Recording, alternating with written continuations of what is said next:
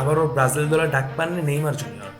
কিন্তু নেইমার আর তার ভক্তদের জন্য এই খবরটি আর নতুন নয়। দীর্ঘ প্রায় 3 বছর ধরেই একই ঘটনায় ঘুরপাক খাচ্ছেন ব্রাজিলের এই সুপারস্টার। তবে দোরগোড়ায় যখন বিশ্বকাপ তখন সংখ্যাটা একটু বাড়ারই কথা।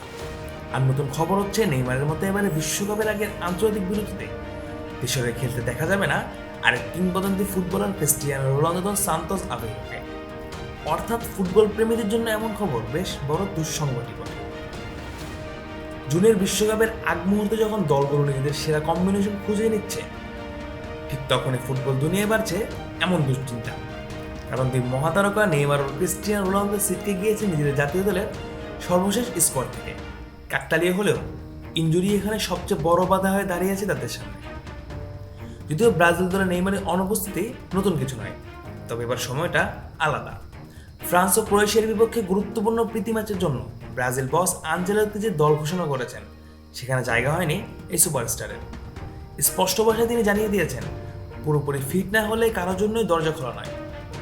আনচেলত্তির মতে নেইমারকে এখনও ম্যাচ ফিট বলা যাচ্ছে না। এই প্রস্তুতি ম্যাচে কোনো ঝুঁকি নিতে চান না তিনি। তবে নেইমারের বিশ্বকাপের দরজা এখনও পুরোপুরি বন্ধ নয়। ফিটনেস ও পারফরমেন্সে নিজেকে প্রমাণ করতে পারলে চূড়ান্ত দলে জায়গা পেতে পারেন ব্রাজিলেরই পোস্টার। 2023 সালের অক্টোবরে হাঁটুর চোটে ছিটকে যাওয়ার পর জাতীয় দলের দেখা যায়নি নেইমারকে। সম্প্রতি সান্তোসের হয়ে কিছু ম্যাচ খেললেও এখনও চোটের পুরনো সংখ্যা রয়ে যাচ্ছে, যদিও তিনি হাল ছাড়ছেন না।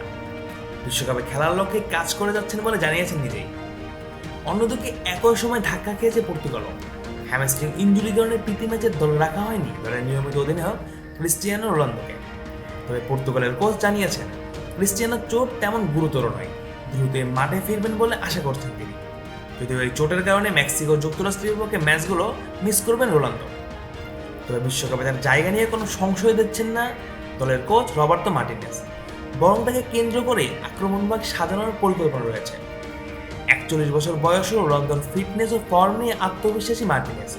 তার মতে এই সামান্য বিরতি বরং বিশ্বকাপের আগে তাকে আরও সতেজ করে তুলতে পারে। সব মিলিয়ে বিশ্বকাপের আগে এই দুই তারকার অনুপস্থিতি ভক্তদের জন্য নিঃসন্দেহে হতাশার।